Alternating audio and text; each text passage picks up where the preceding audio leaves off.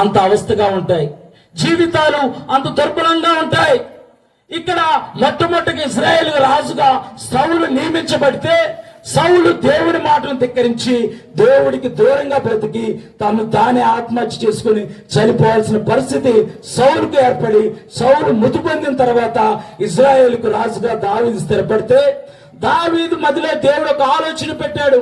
నేను ఉపకారం చూపడానికి సౌలు కుటుంబంలో ఎవరైనా ఉన్నారా అని షేబాను అడిగినప్పుడు షేబా చెబుతున్నాడు, అవును, సౌలు కుటుంబంలో ఒకడున్నాడు, యోనాతానుకు పుట్టిన కుంటి కుమారుడు ఒకడున్నాడు, అతని పేరు మెఫీబోషెతు. దేవునామానికి మహిమ కలుగును గాక.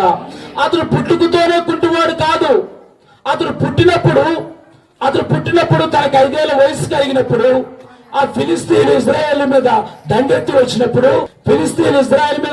వచ్చినప్పుడు ఆ యొక్క మెఫీబోషెతు యొక్క దాది ఆ కుమారుని పట్టుకొని పరిగెత్తుతున్నప్పుడు వాళ్ళ యొక్క భయం చేత ఆమె పడిపోయి కుమారుడు 2 కాళ్ళు విరిగిపోయాయి. కుంటివాడైన మెఫీబోషెతు అనే మాటకు అర్థం ఏంటంటే అవమానము నోటు నుంచి. ఎవరైనా ఆ పేరు పెట్టుకుంటారా?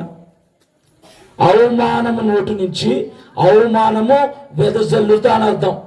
ఎవరైనా అలాంటి పేరు పెట్టుకుంటారు కానీ అవమానం నోటి నుంచి ఎవరైనా పేరు పెట్టుకుంటారా? ఇక్కడ మెఫీబోషెతు అనే మాటకు అవమానం నోటి నుంచి అని అర్థము. మెఫీబోషెతు కుంటివాడు, కాళ్ళు విరిగిపోయాయి. ప్రాణభయంతో ఆ దాది పారిపోతున్నప్పుడు కాళ్ళు విరిగిపోయాయి. మెఫీబోషెతు ఎక్కడున్నాడని రాజు ఎంక్వైరీ చేస్తుంటే, దావీదు ఎంక్వైరీ చేస్తుంటే మెఫీబోషెతు లోదేబారులో ఉన్నాడని రాయబడింది. అక్కడ లోదేబారు అంటే పచ్చిక లేని స్థలం, ఎండిపోయిన స్థలం. నీవు దేవుని కలిగి ఉంటే ఆయన పచ్చిక గల చోట్ల నిన్ను పరుండి చేయవాడు. దేవుడి నామానికి మహిమ కలుగును గాక. ఆయన వాక్యం అనే పచ్చిక బయలు మీద నిన్ను నడిపింపచేయవాడు. ఇక్కడ మెఫీబోషెతు లోదేబారులో ఉన్నాడు. లోదేబారు అనే మాటకు పచ్చిక లేని స్థలము, ఎండిపోయిన స్థలము. మాకీరు ఇంటి వస్తున్నాడు.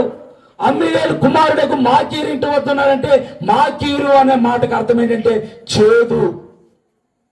మాకీరు అనే మాటకు అమ్మివేయబడిన అర్థం. అంటే ఒక బానిసగా అమ్మివేయబడ్డాడు, కుంటివాడుగా బతుకుతున్నాడు. నా జీవితం ఏంటి, నా పరిస్థితి ఏంటి, నా బ్రతుకేంటి, నన్ను ఎవరైనా చూస్తారా, నన్ను ఎవరైనా పట్టించుకుంటారా అనే దుర్భరమైన బతుకు ఒక్క మెఫీబోషెతు. దేవుడు అటువంటి స్థితిలో కూడా మెఫీబోషెతును జ్ఞాపకం చేసుకున్నాడు. దేవునామానికి మహిమ కలుగును గాక.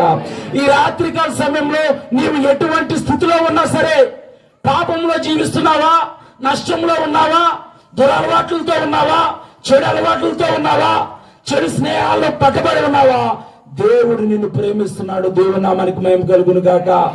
దేవుడు తన యొద్దకు రమ్మని నిన్ను పిలుస్తున్నాడు. నీవు ఆ పాపాన్ని విడిచిపెట్టి, ఆ లోకాన్ని విడిచిపెట్టి, లోక స్నేహాలు విడిచిపెట్టి దేవుని వైపు తిరిగితే దేవుని యొక్క వాక్యం చెబుతుంది, ఆయన యొద్దకు రండి, ఆయన మీ యొద్దకు వచ్చును. దేవునామానికి మహిమ కలుగును గాక.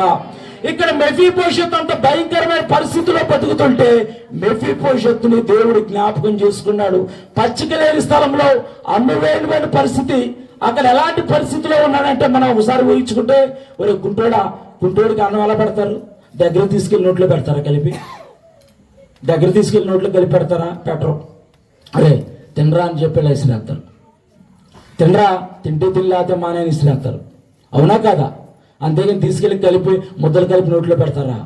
అలాంటి భయంకరమైన పరిస్థితిలో మెఫీబోషెతు బతుకుతుంటే మెఫీబోషెతుని దేవుడు జ్ఞాపకం చేసుకున్నాడు. ఈ రాత్రికాల సమయంలో మిమ్మల్ని అందరినీ దేవుడు జ్ఞాపకం చేసుకున్నాడు. దేవుని నామానికి మహిమ కలుగును గాక. ఆయన మీ హృదయాంతరంగాలు ఎరిగిన దేవుడు, ఆయన సృష్టికర్త అయిన దేవుడు. మీ హృదయంలో ఏముందో నాకు తెలియపోవచ్చు, దైవ సేవకులు తెలియపోవచ్చు. మీ హృదయ అంతరంగాలు ఎరిగిన దేవుడు, సృష్టికర్త అయిన దేవుడు, నీ పరిస్థితి ఏమిటో ఎరిగి ఉన్న దేవుడు, నీ పరిస్థితి అంతటి నుంచి ఆయన నిన్ను విడిపించి నీ నోటి నిండా నవ్వు కలగజేయబోతున్నాడు. దేవుని నామానికి మహిమ కలుగును గాక. ఇక్కడ మెఫీబోషెతుని జ్ఞాపకం చేసుకున్నాడు. మెఫీబోషెతుని రమ్మని మన ఆహ్వానం వచ్చింది దావీదు దగ్గర నుంచి. మెఫీబోషెతు భయంతో వస్తున్నాడు. ఒకవేళ దావీదు నన్ను చంపేస్తాడేమో, దావీదు నన్ను అవమానపరుస్తాడేమో, దావీదు నన్ను ఏమన్నా ఒకవేళ నేను చేస్తాడేమో భయంతో వస్తే, దావీదు దేవుని యొక్క కృప పొందినవాడు, దావీదు దేవుని హృదయానుసారుడు. మనం క్రీస్తును ధరించుకొని ఉన్నాం గనక మనము ఎదుటి వారికి ప్రేమను పంచేవారిగా ఉండాలి కానీ ఎదుటి వారిని అసహించుకునే వారిగా ఉండకూడదు. మన గ్రామం కొరకు మనం ప్రార్థించేవారిగా ఉండాలి. మన ఇరుగు పొరుగు వారిని ప్రేమించేవారిగా ఉండాలి. దేవుని యొక్క వాక్యం చెబుతుంది, నిన్ను వలె నీ పొరుగు వారిని ప్రేమించము. మన మీద ఒక నిర్ణయపడుతుంది. ఇప్పుడు క్రైస్తవులు ఆదివారం ఒక్కరోజే క్రైస్తవులు, మిగతా రోజు క్రైస్తవులు కాదంటున్నారు. అది అబద్ధం అని మనం నిరూపించాలి. సృష్టికర్త అయిన దేవుని యొక్క స్వరూపాన్ని మనం ధరించుకొని జీవించాలి. దేవుని నామానికి మహిమ కలుగును గాక. ఈ అంత్య దినాల్లో అది మనకు అవసరము. క్రీస్తును పోలి మనం నడుచుకోవాలి. క్రీస్తు ఈ భూమి మీద ఎలాంటి ప్రేమను పంచాడో అలాంటి ప్రేమ ద్వారా మనము అనేకుల నుంచి అగ్నిలో నుండి లాగినట్టుగా కొందరినైనా లాగాలి. దేవునామానికి మహిమ కలుగును గాక.